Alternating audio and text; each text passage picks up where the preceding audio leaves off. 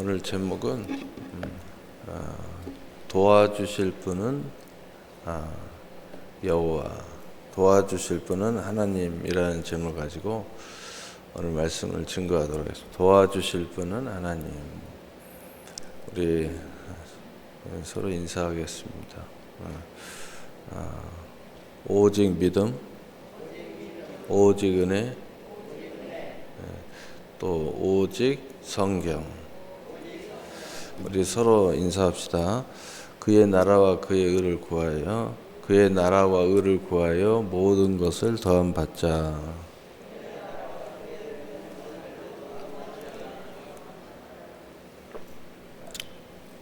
할렐루야.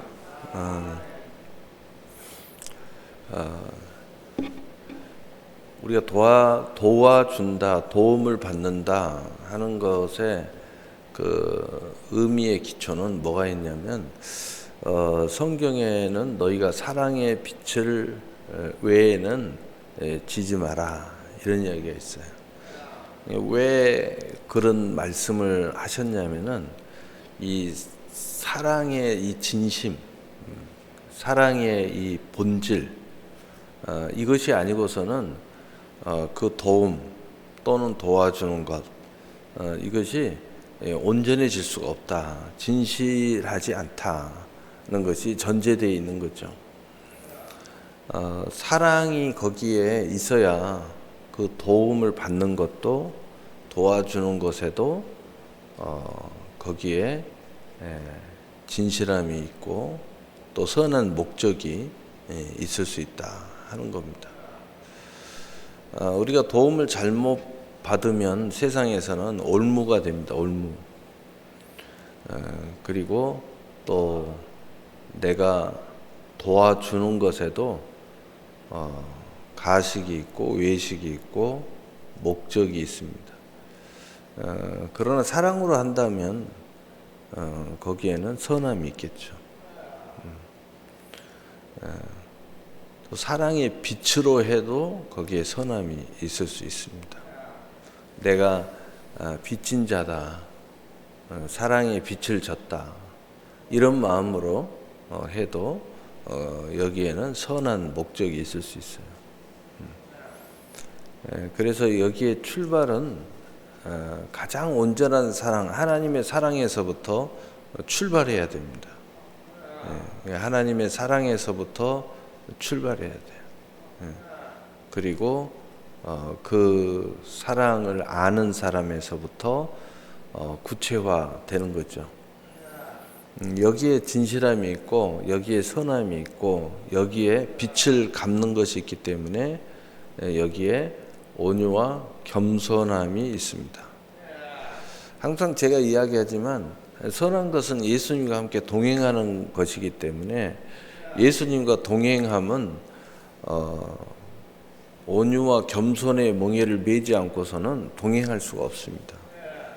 그래서 그 선한 것, 진실한 것, 온전한 것에는 하나님의 사랑이 있고 그 사랑을 받는 빛된 마음을 가지고 있어야 돼요. 은혜죠, 은혜.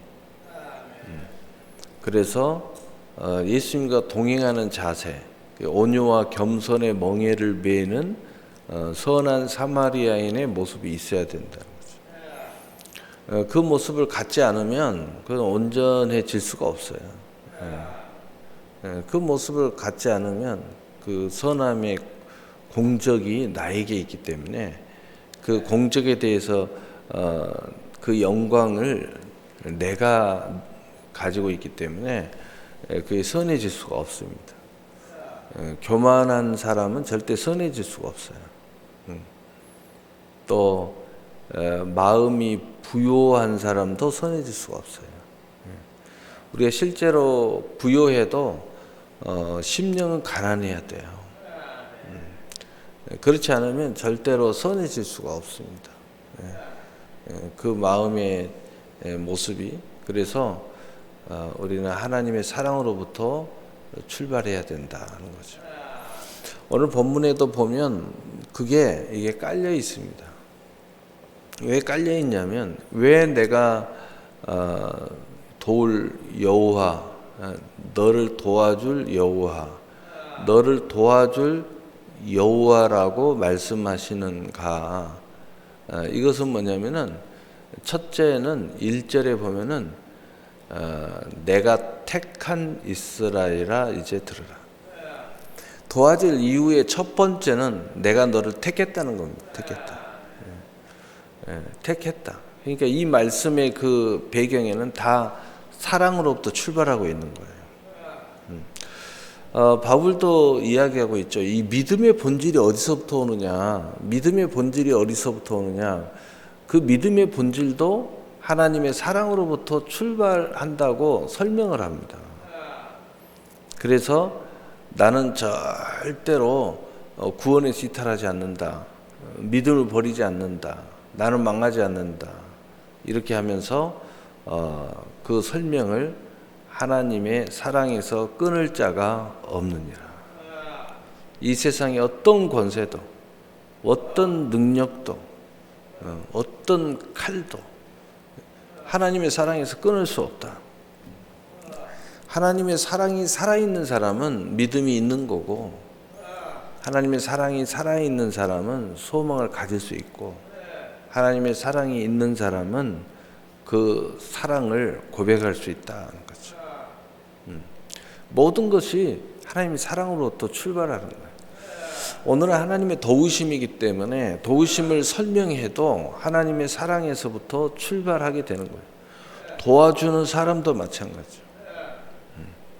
그런데 실제에 가장 밀접한 것은 사랑의 빛, 사랑의 빛, 그 주님과의 동행.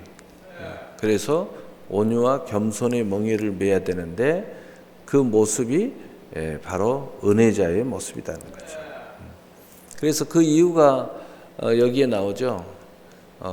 내가 너희를 도와주는데 그것은 첫째 이유는 내가 너를 택했다.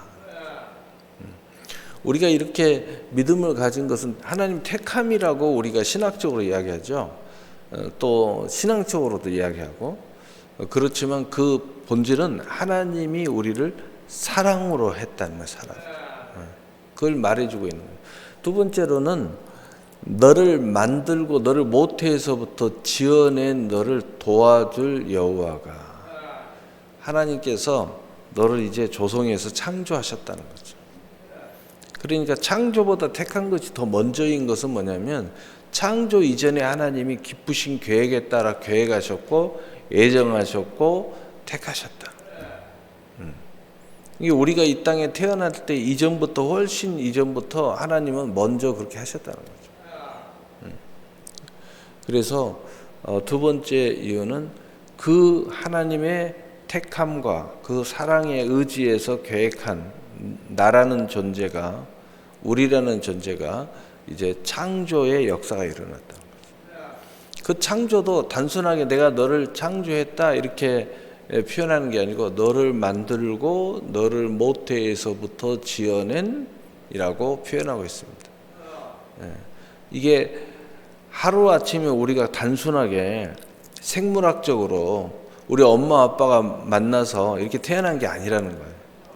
그보다 훨씬 이전에, 창세기 이전에 하나님의 품 안에서 태어났다는 겁니다. 하나님의 품 안에서 우리의 영혼이 지어졌다는 거예요. 우리가 말하는 것은 단순하게 생물학적인, 이 육체적인 것을 이야기하는 거예요. 육체적인 것을. 그래서 나는 목마른 자에게 물을 주며 마른 땅에 시내가 흐르게 하며, 그러면서 절대 두려워할 필요가 없다.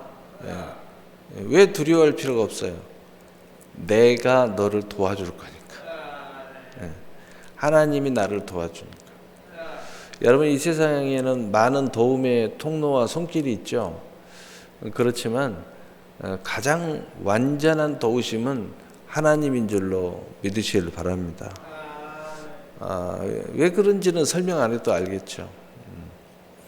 나는 목마른 자에게 물을 주며 마른 땅에 시내를 흐르게 하며, 나는 목마른 자에게 물을 준다.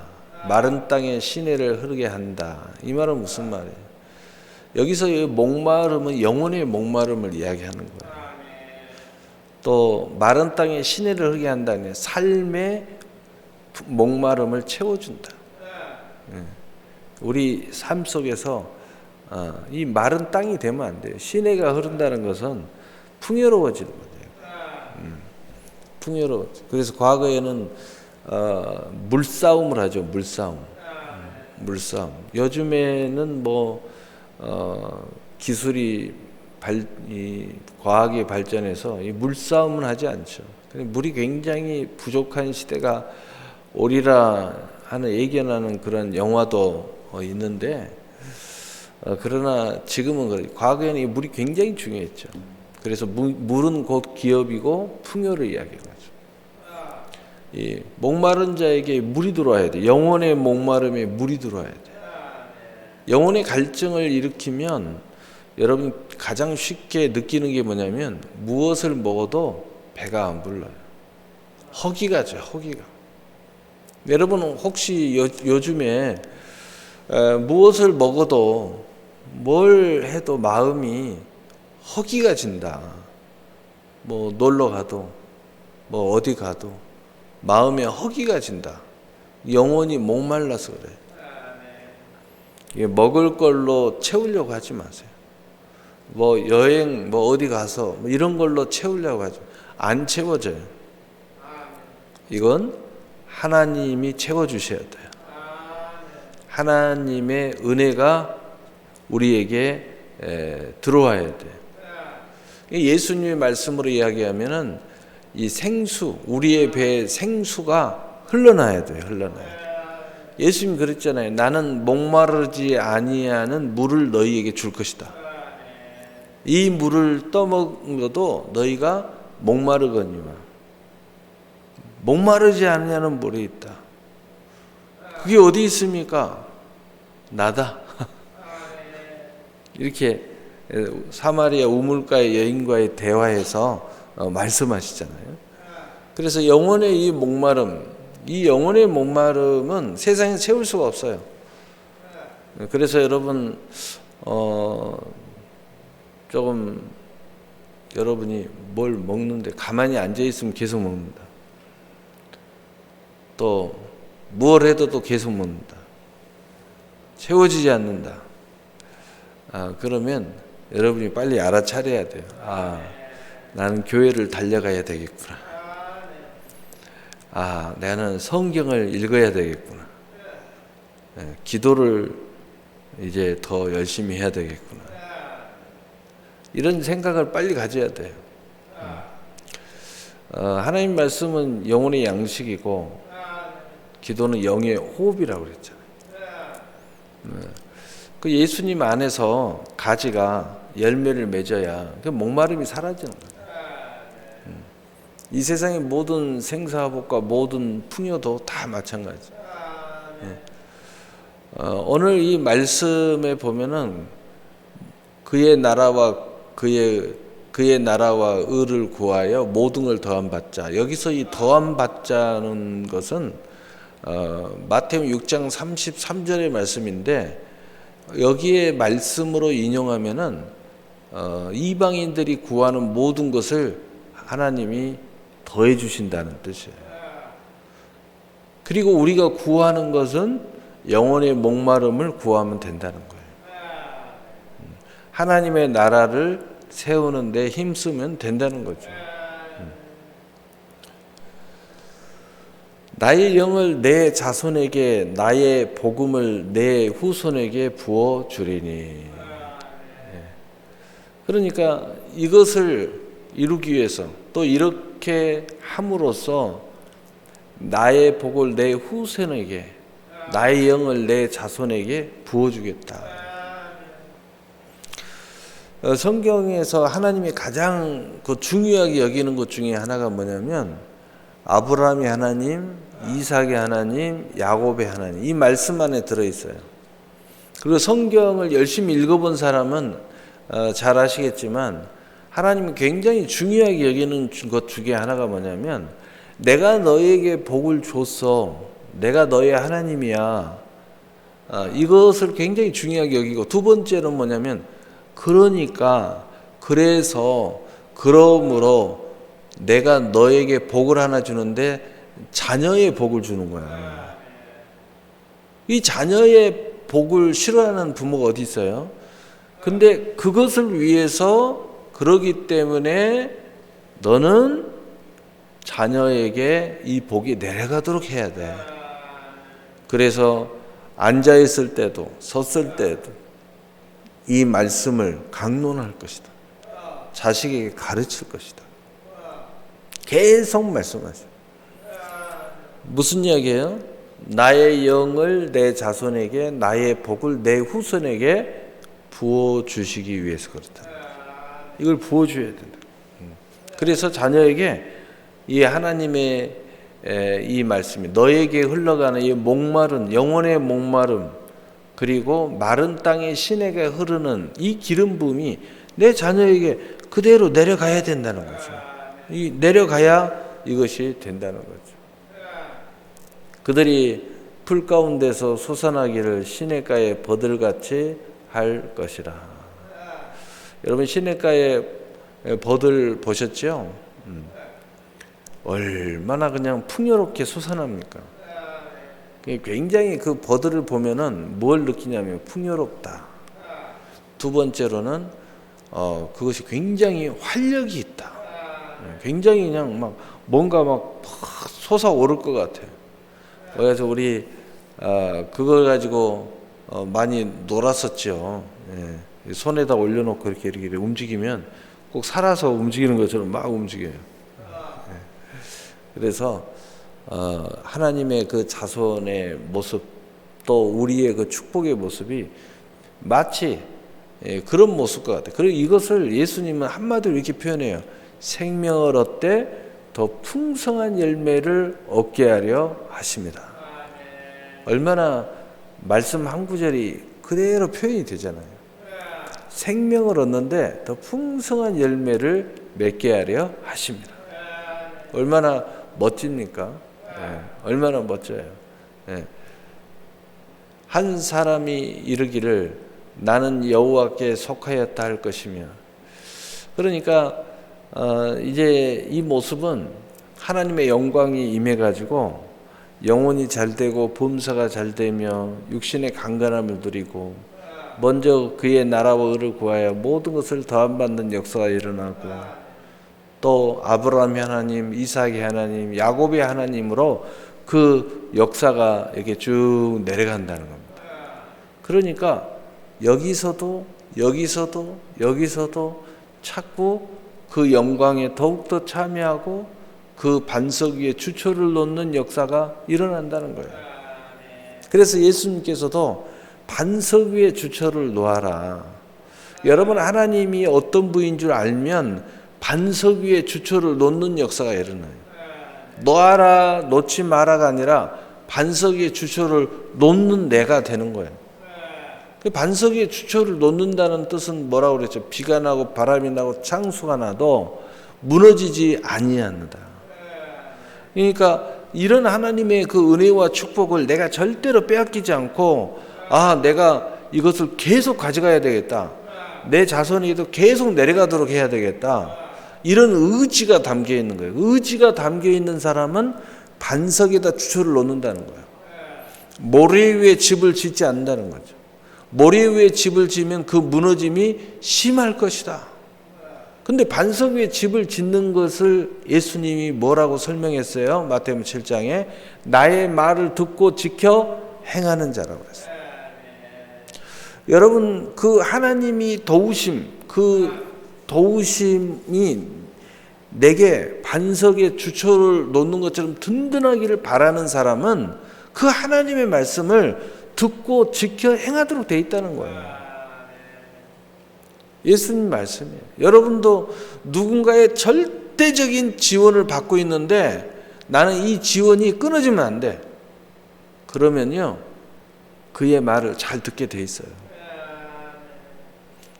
나는 이 회사를 다니는데 1000년 만년 다닐 거야. 나는 자식에게도 물려줄 거야.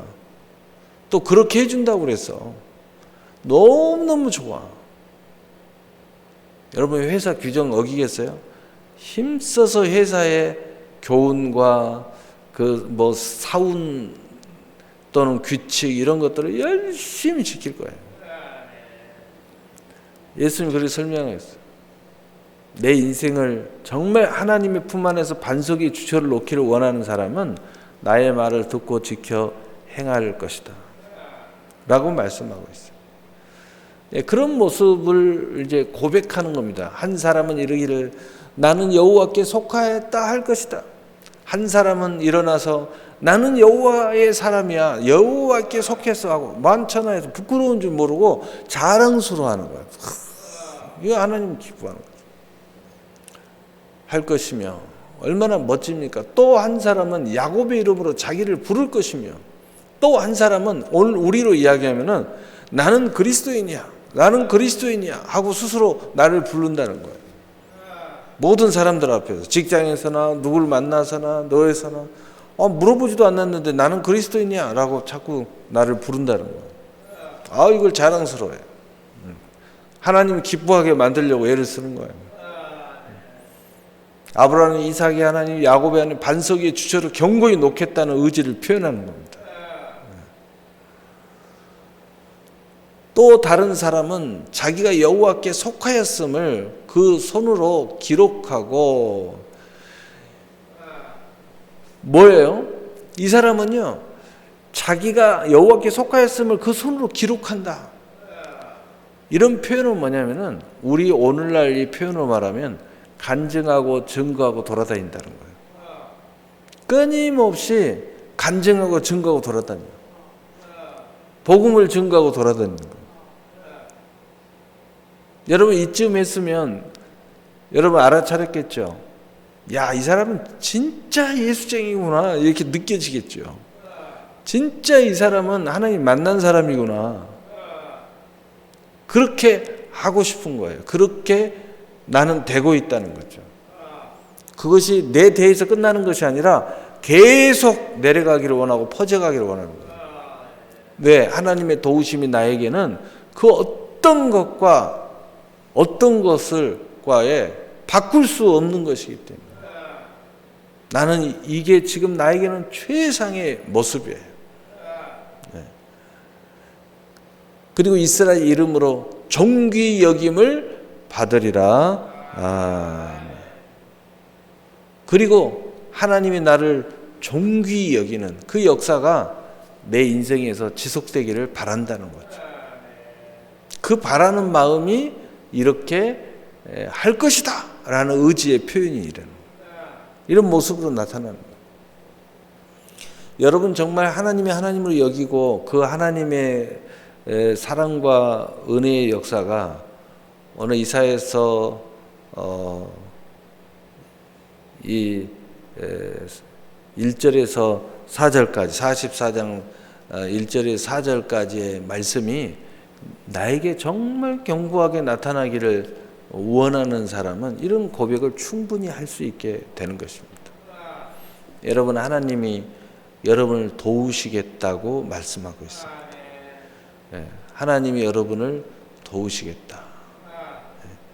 이 모든 것들은 하나님의 사랑으로부터 출발했습니다. 그래서 그 하나님의 사랑을 알아야 됩니다. 그리고 그 사랑을 안다는 것은 하나님이 어떻게 해서 이 은혜가 우리에게 왔고 또 이것이 얼마나 우리에게 소중하고 또 이것이 우리 인생에서 얼마나 존귀한가. 얼마나 좋으면 아브라함의 하나님, 이삭의 하나님, 야곱의 하나님의 역사가 우리에게 계속 일어나기를 원하냐 이거죠. 그렇기 때문에 우리는 이것이 가장 중요하다고 여기기 때문에 이 고백을 마지막으로 하고 그 의지를 불태우는 겁니다. 여러분 도우시는 이 하나님의 은혜가 여러분 안에도 차고 넘쳐나서 오늘 2022년 1월에도 여러분의 하나님의 도우심이 동행하게 되시기를 예수님의 이름으로 축복합니다.